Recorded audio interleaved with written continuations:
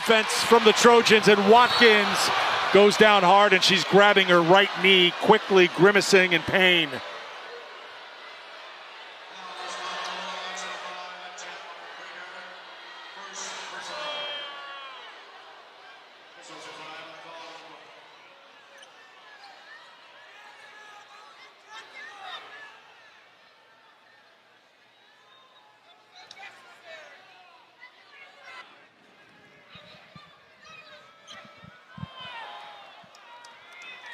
JuJu's face telling the story and being carried off the court, opposite end from the USC locker room. Anybody but you. Say it ain't so, JuJu. Say it ain't so. What's up, everybody? It's Coach Kev, my favorite player, my potential GOAT, greatest women's basketball player of all time.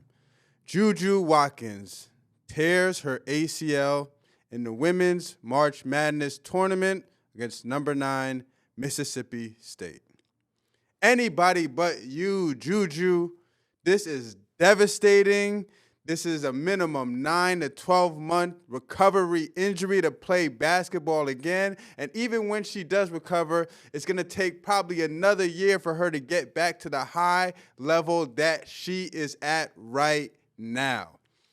Here is first things first.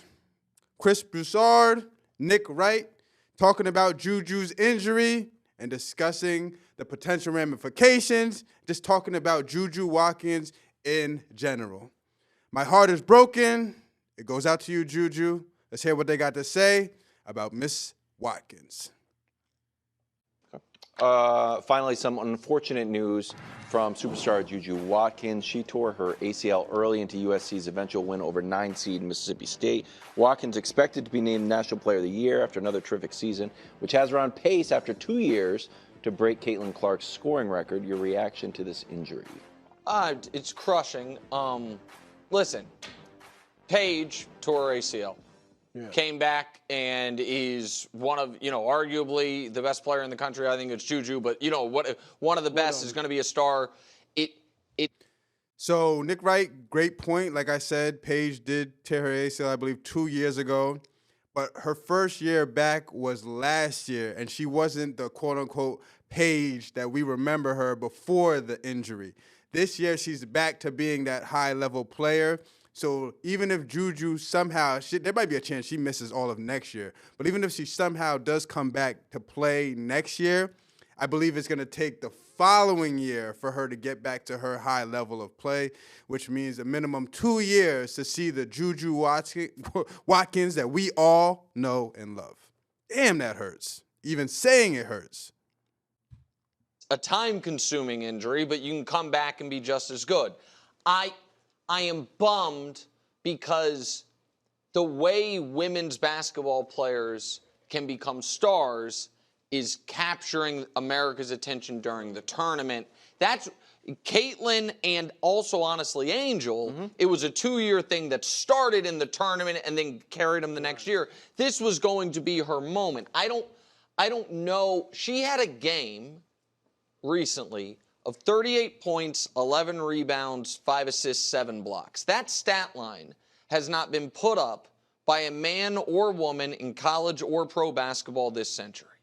It is not hyperbolic to say she profiled out as the best women's player of this generation, potentially. I think she still might, I hope she still does. I just hate that she gets robbed of this run and next season. Like this, because of when this happens, she's probably out 12 months. I still would buy all the JuJu Watkins stock, but it's just such a bummer. Yeah. So I thought I was the only one that thought that, but I guess Mr. Wright says it too.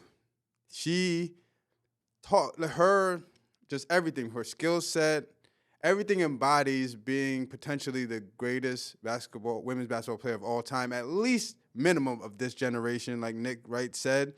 I believe she has all the skill set. I'm not going to rehash this. You can see my other videos where I lay all the praise on JuJu.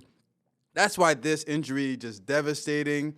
The stat line is crazy. She was about to beat Caitlin's scoring record. She was just everything. The sky was the limit for JuJu. And just to see this happen, another torn ACL for another great women's basketball player is just tough to see. No doubt. And I agree. Hopefully, ACL isn't what it used to be. Yep. She should be able to come back from this and be the same player. So we all hope that's the case. It's a bummer also just for women's basketball because, and this is not just about women. When the NBA resurrected itself in the 80s, David Stern, the then commissioner, late David Stern, he attached it to individuals, Magic and Bird, then Michael Jordan. And now the league's popularity has always been because of the individual name on the marquee, not just the teams. You saw that same thing happening with the rise of women's basketball. It was Caitlin Clark and Angel Reese. Individually, people want to, they were more popular than just South Carolina, which was a great team. Yeah. And South Carolina's coach obviously had a name as well. And so, but now it was JuJu and Paige Becker and Hidalgo from, Notre Dame. So now you take one of those individuals away. People were looking forward to seeing if Becker's and JuJu's met in the Elite Eight. So you take that away, it probably takes some eyeballs off of the tournament for the women. That was definitely going to be must-see TV. UConn, USC, Paige vs. JuJu. I could not wait for that matchup to happen. And I know I'm speaking for a lot of fans saying that statement. JuJu getting hurt, devastating. This was her time to shine. Like Chris Broussard is saying, the women's March Madness, the men's March Madness, the NBA playoffs, the NFL playoffs, this is when the stars shine the brightest. This is when they solidify their names. This is when they make a name for themselves if they're not well known. So for her to lose that opportunity as she's making a rise towards stardom and towards being the great player that I know she's going to become, like I said, it's just tough, it's devastating, and we just pray that she can bounce back and be better than ever. You saw last year the ratings were phenomenal. Maybe Becker's, if she really carries them and does some nice stuff, that'll get more eyeballs there. But I think it's unfortunate, obviously, for JuJu and USC, but also for the women's game, period. Next game for USC, K-State on Saturday. And then listen, I think they'll beat K-State even without JuJu. And now this, for me, this tournament on the women's side, it's South Carolina trying to, maintain its dominance on one side of the bracket, and then an absolute collision course between UCLA and UConn. Thanks for watching. What are your thoughts? JuJu Watkins' injury.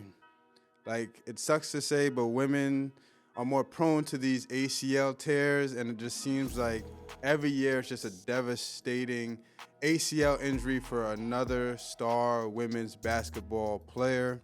Do you believe JuJu is going to come back stronger, better than ever? Do you believe that this injury is going to be a big hindrance to her career? What are your thoughts on lower body injuries for women's basketball, girls playing sports in general, ACL tears and all stuff like that? What are your thoughts on that? How can we prevent it? Is there a way to prevent it? What do you think about all those things? Let me know all your thoughts in the comments below. Tough video for me to make. I love JuJu. That's my favorite women's basketball player. To see the video of her just going down, non-contact, the way she was screaming, crying, you already know that 99.9% chance that was an ACL tear. I pray she gets back better. I don't know if she's going to be able to play next year. I hope she does, to get a little bit of rust off. And then the following year, I pray that she gets back to the level that I know she's going to be at, the level that, not even that she's at now, even better than where she is at now, and just continue to soar towards becoming the greatest women's basketball player of all time. Till next time, this is Coach Kev, and I'm out of here. Peace.